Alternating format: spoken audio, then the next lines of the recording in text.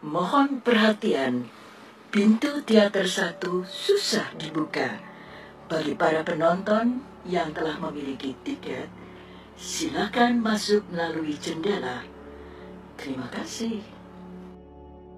Tak terasa, sudah beberapa purnama Kama Kanaka, Jambunada dan Kusumawardhani atau Mawar berjalan dari Padang Sabana Junrung ke hutan Tarik. Tujuan mereka ke kota Raja Lama Majapahit. Perjalanan mereka beberapa kali tertunda. Berhubung di tengah perjalanan, mereka menolong dan mengobatin para penduduk yang terluka akibat bencana alam Gunung Kemput yang meletus diawali dengan gempa bumi dan tsunami di selatan Pulau Jawa. Malam ini mereka beristirahat di tepian hutan Tarik bagian barat. Kama Kanaka sengaja mengambil jalan setapak yang jarang dilewatin penduduk. Jalan setapak lama itu sebagian ditumbuhin semak belukar di tepian, ada juga yang tumbuh di tengah jalanan itu. Jalanan itu sudah jarang digunakan oleh para penduduk pedukuhan Woro Wetan karena harus memutar sebuah bukit besar dan naik turun menelusuri dua bukit kecil yang berhutan lebat. Banyak binatang atau hewan liar di dalam hutan itu, jadi itu terlalu lama ke pedukuhan lain di bagian barat. Para penduduk Woro Wetan memilih menggunakan jalan setapak di bagian selatan pedukuhan, lebih cepat setengah hari untuk sampai ke pedukuhan Matan. "Kakang, anterin ke sungai tadi," ajak Mawar. Jambunada pura-pura tidak mendengar. Dia memungut sisa cabang kayu kering yang ada di samping tempat dia berdiri. "Kakang," panggil Mawar agak keras. Jambunada masih dengan mode pura-puranya bermaksud meninggalkan Mawar di tempat itu. Cabang kayu kering cukup banyak sudah terkumpul.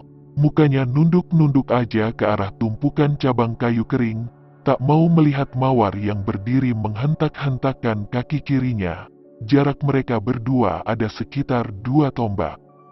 Diambilnya beberapa utas akar pohon yang sudah dia persiapkan. Akar pohon itu cukup alot. Dengan cekatan, cabang-cabang kayu kering yang sudah terkumpul itu diikat sedemikian rupa menggunakan akar pohon itu. Begitu Jambunada akan mengangkut cabang kayu kering yang sudah terikat akar pohon, tiba-tiba tubuh Mawar sudah di belakang punggung lebarnya. Mau tak mau Jambunada mengendong anak gadis itu sembari menenteng ikatan akar pohon berisi cabang kayu kering. Agak jauh tempat yang dituju mereka berdua, apalagi dengan Mawar yang seenaknya gelantungan di punggung Jambunada, agak membuat Jambunada kesal. Namun dia tetap diam, padahal si Mawar ngoceh melulu. Gua itu tak dalam, sekitar 5 tombak. Gua itu merupakan sebuah cerukan lebar yang memanjang sekitar belasan tombak. Terpaan angin langsung masuk ke dalam cerukan itu. Hawa di dalamnya tidak lembab, sinar matahari langsung masuk memenuhi setiap jengkal isi cerukan. Kama Kanaka duduk bersila di sebuah batu besar berwarna coklat tua yang berada di ujung sudut barat cerukan. Jambunada menurunkan bawaannya dan meletakkan di dekat Kama Kanaka sekitar 2 tombak. Mawar masih bergelantungan di punggung Jambunada. "Hohoho, sampai kapan kamu gendong Mawar?" tanya Kama Kanaka. Sebelum Jambunada menjawab, Mawar langsung nyambar. "Eyang, kakang tak mau temanin ke tepian sungai. Aku tak mau turun kalau kakang tidak bawa ke sana. Aku sudah beberapa hari tak bersih-bersih, sudah tidak harum lagi." "Hohoho, bagaimana ini?" tanya Kama Kanaka pada Jambunada. "Eyang besar, aku akan bawa Dinda Mawar ke tepi sungai itu. Bila perlu aku turunkan di tengah sungai." Jawab Jambunada. "Hohoho, yah di tengah sungai? Hohoho," balas Kama Kanaka tertawa. "Iich, eyang," jerit Mawar tak terima. "Mana pakaian penggantimu?" tanya Jambunada itu. "Bawain kakang," tunjuk Mawar kedua buntalan miliknya. "Bawa yang mana?" tanya Jambunada bingung. "Dua-duanya," jawab Mawar seenaknya sambari mempererat posisinya di punggung Jambunada. "Alah, bawa satu aja," balas Jambunada.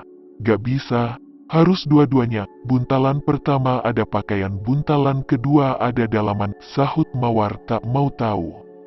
Merah padam wajah Jambu Nada, mau tak mau dia pun meraih kedua buntalan yang cukup besar itu. Tak lupa dia juga mengambil buntalannya yang kecil. Lihat, aku saja punya buntalan tak sebesar punyamu. Protes Jambu Nada melangkah keluar dari dalam goa berbentuk cerukan memanjang itu. Kakang, wajar gadis sepertiku punya pakaian banyak. Kalau kakang gak perlu banyak, 2 setel sudah cukup. Banyak-banyak ribet cucinya. Balas Mawar kalem. Jambu Nada jelas dongkol dengarnya. Namun kenyataan memang dia hanya memiliki 2 setel pakaian pengganti. Itu pun bekas pakaian milik ayahnya. Jambu Nada tak tahu bila gadis-gadis lebih mengutamakan penampilan. Sejelek-jeleknya gadis itu, minimal pakaiannya berlusin-lusin banyaknya. Sudah kodratnya wanita di dunia ini pada umumnya memiliki salah satu julukan terselubung, yakni kolektor pakaian, mau itu harganya murah ataupun mahal, yang penting penampilan. Cepat jalannya kakang, entar keburu malam. Pakai ilmu kakang yang bisa terbang itu, pinta Mawar. Jambu Nada sengaja berjalan biasa. Dia tak mau menggunakan ilmu peringan tubuh Saipi Angin. Alasannya sederhana, kalau dia menggunakan Saipi Angin, otomatis Mawar pasti memeluk dirinya dengan sangat erat. Dan yang Jambu Nada tak kuasa yakni 2 gundukan kenyal punya Mawar akan menempel dan menumbuk-numbuk punggungnya.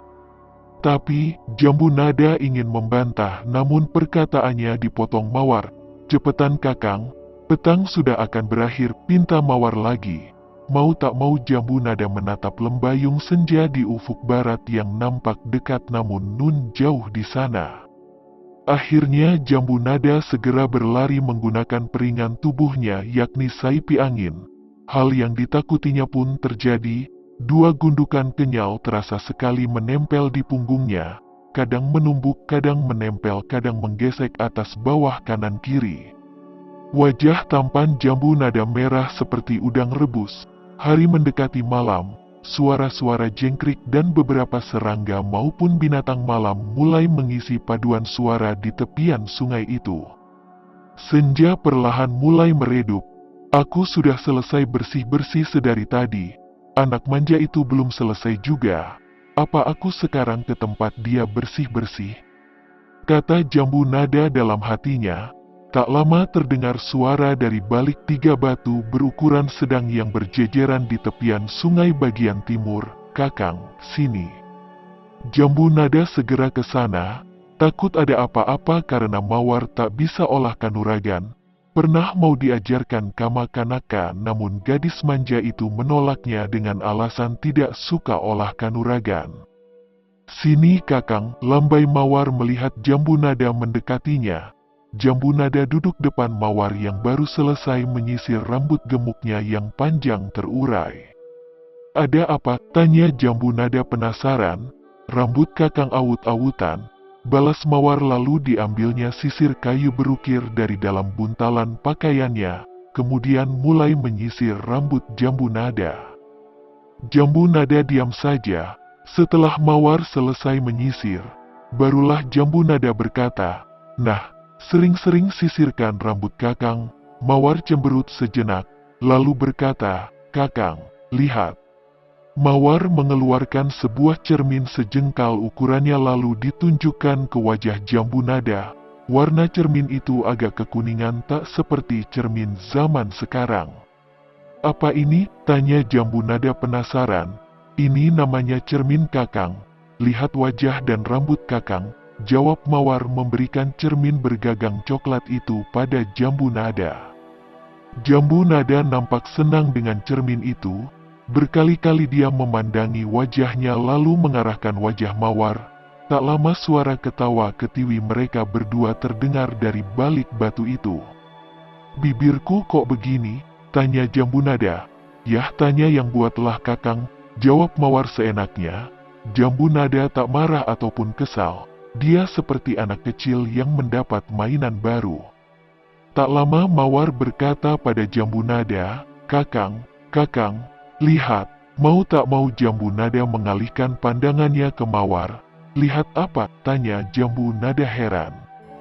"Cantik tidak?" tanya Mawar yang sudah mengoleskan sejenis bubuk pada wajahnya. "Biasa aja." "Itu bubuk apa?" jawab Jambu Nada sambil bertanya balik. Mawar jelas kesal dibilang biasa aja, namun itu tak lama.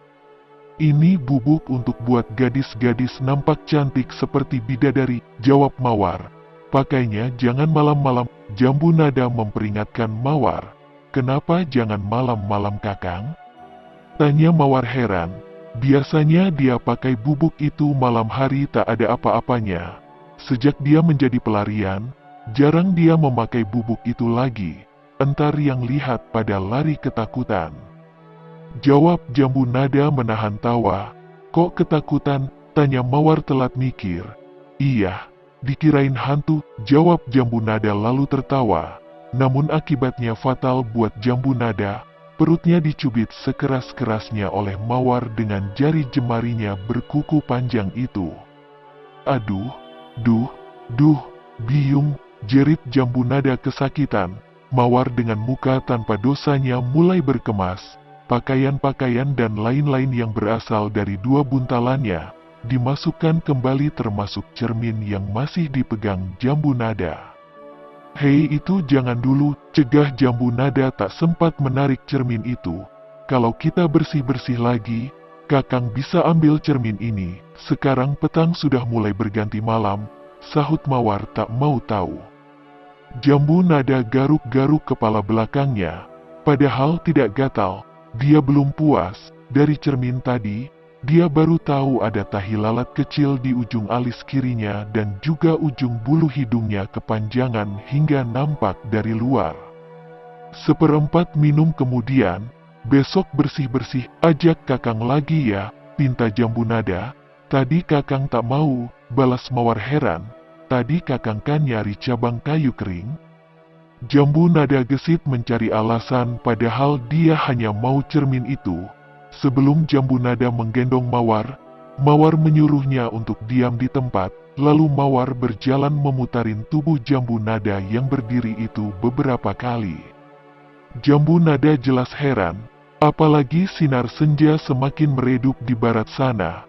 "Kenapa, Dinda?" tanya Jambu Nada heran. Mawar berhenti lalu bertanya, "Bagaimana Kakang? Tercium tidak?" Jambu Nada memoncongkan hidungnya, mengendus-endus. "Tercium apa?" tanya balik Jambu Nada. Dia sudah endus-endus, tak ada apa-apanya kecuali bau khas tubuh Mawar yang semakin tajam saja, padahal setaunya Mawar sudah bersih-bersih kok masih bau badannya makin tajam. "Masa Kakang tak mencium yang harum-harum gitu?" bisik Mawar berharap. "Harum apa?" tanya Jambu Nada penasaran. "Harum ini," jawab Mawar lalu merapatkan tubuhnya pada Jambu Nada.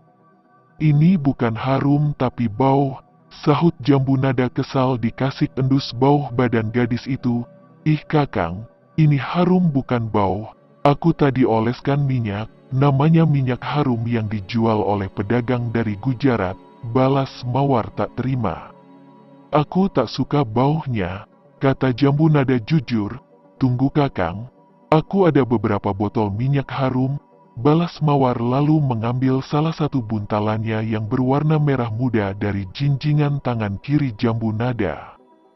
Jambu Nada ngerem langkah kakinya. Dia jadi penasaran.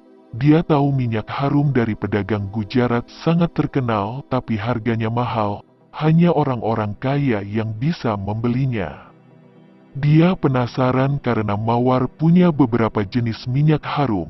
"Mana Dinda?" tanya Jambu Nada ikut jongkok sambil melihat tangan Mawar mencari-cari botol minyak harum di dalam buntalan warna merah mudanya.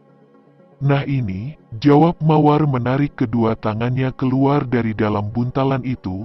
Ada belasan botol kecil seukuran jari kelingking dikeluarkan. Tak lama kemudian, mereka sudah sibuk mencoba setiap botol minyak harum itu. "Ini harum," kata Jambu Nada sehabis mengendus botol minyak harum yang isinya berisi cairan bening kehijau-hijauan. "Kakang suka?" tanya Mawar. "Suka," jawab Jambu Nada. "Kenapa suka harum yang ini Kakang?" tanya Mawar mengambil botol itu dari tangan kanan Jambu Nada. Saat Kakang mengendus harumnya, Kakang merasa ada kehangatan. Kakang juga merasa tenang dan nyaman, jawab Jambu Nada jujur.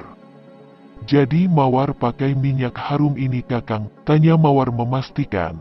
"Iya, Dinda pakai minyak harum yang ini aja. Yang tadi itu bau, Kakang tak suka," jawab Jambu Nada. "Kakang tunggu sebentar," seru Mawar lalu berlari ke balik batu tadi. "Dinda, jangan lama-lama, sudah mau gelap," teriak Jambu Nada. Tak lama Mawar sudah di hadapan Jambu Nada dan seperti awalnya, dia menyuruh Jambu Nada diam sedangkan dia berjalan mutar-mutar tubuh Jambu Nada. "Nah, ini baru harum Dinda," seru Jambu Nada menikmati keharuman dari minyak harum itu. Tak berselang lama, tubuh pemuda tanggung itu berlari-lari menyusuri jalan setapak yang naik turun sambil menggendong seorang gadis cantik jelita. Nampak gadis itu memeluk erat tubuh pemuda itu dan kepalanya bersandar di belakang bahu kanan si pemuda.